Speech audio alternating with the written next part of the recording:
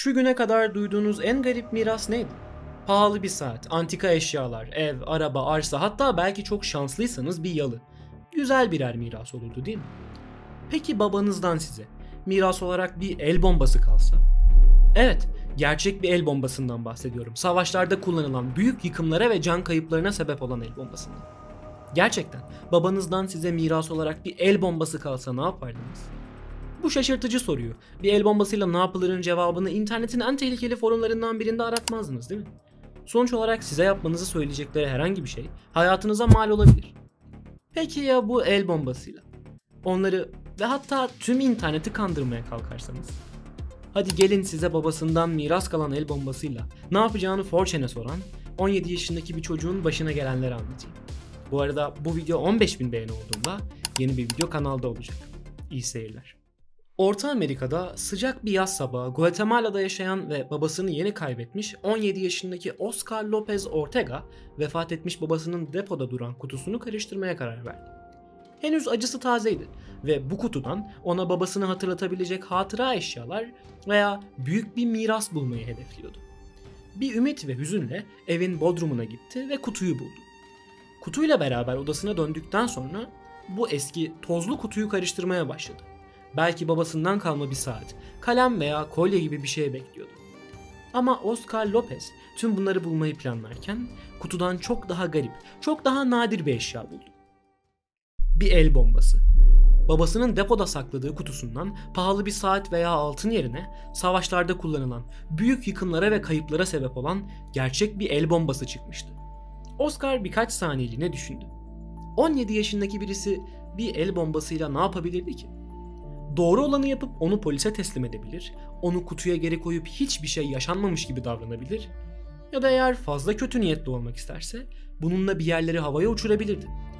Babasının ona bıraktığı miras aslına bakarsanız büyük bir sorumluluktu.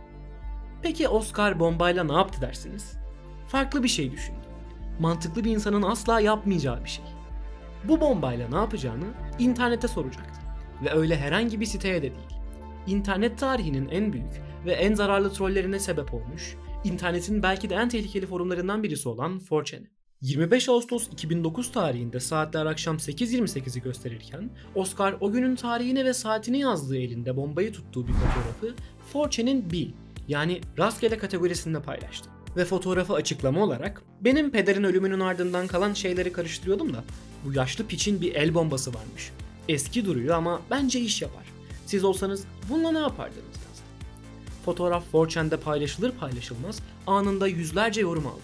Bombanın gerçekliğine inananlardan tutun, bombayla alakalı teknik detaylar sorarak gerçekliğini sorgulayanlara, bunu bir okula fırlatması gerektiğini söyleyenlere kadar her saniye bu fotoğrafın altına yüzlerce yorum giriliyor, Oscar ise bunların bazılarını okuyup bazılarına cevap veriyordu.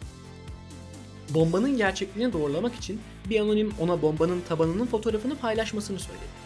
Oscar iddialıydı. Bomba gerçekti ve inandırması gerekiyordu. Bu isteği birkaç saniyede cevaplayıp bombanın tabanını paylaştı. 4chan'deki anonimlerse Oscar'la deliler gibi dalga geçiyordu. Babasının ona bıraktığı bombanın sahte olduğunu ve plastikten yapıldığını söyleyerek onu tiye alıyorlar.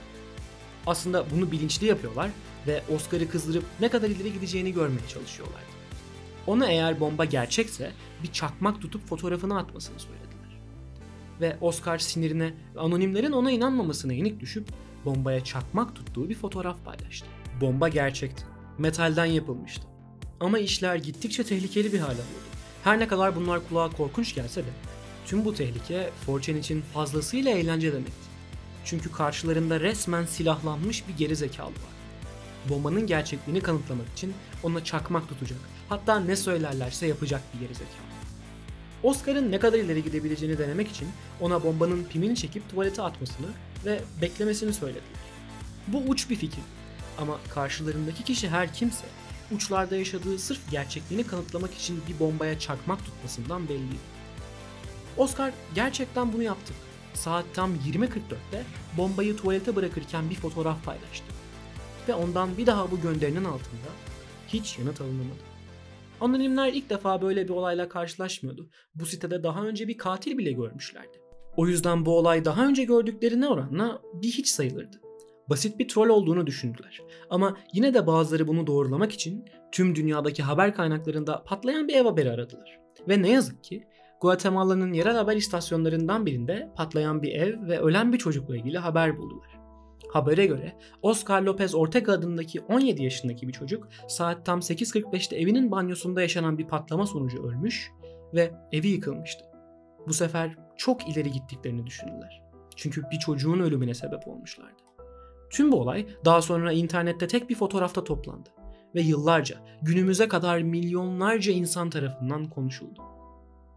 Peki size tüm bunların aslında gerçek olmadığını, bomba görsellerini paylaşan anonimin inanılmaz başarılı bir trolü olduğunu söylesem?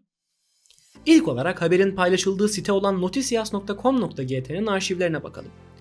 Tüm arşivlerde böyle bir haber kaydı yok. Haber kaynağında kullanılan yıkılmış ev fotoğrafı ve epey genel bir isim olan Oscar Lopez Ortega'yı internette arattığınızda yine hiçbir sonuç yok.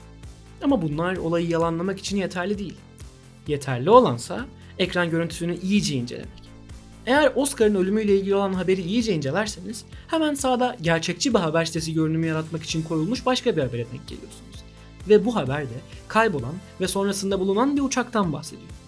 İşin komik kısmı sözde yaşanan bu patlama 2009'da fakat kaybolan uçak haberi 2010'da yaşanmış. Ayrıca uçak 2 yıl sonra 2012'de bulunmuş. Yani ya haber sitesi zamanda yolculuk yapan bir kaynak ya da bu ekran görüntüsünü hazırlayan kişi tarafından nasıl olsa İspanyolca bilmiyorlar canın mantığıyla hazırlanmış tutarsız bir görsel. Üstelik görseldeki tür bir bombanın patlamasıyla oluşacak yıkımın bir apartmanın 2 duvarını yok etmesi imkansız. Peki Oscar Lopez Ortega kim ve şu an ne yapıyor diye sorarsanız bunu kimse bilmiyor. Çünkü bu isim ve kişi 4chan'daki bir anonimin 14 yıl interneti uyutmasını sağlamış sahte bir kişilikten ibaret. Ne demişler? İnternette gördüğünüz her şeye inanmayın. Bir sonraki videoya kadar kendinize iyi bakın, hoşça kalın, bay bay.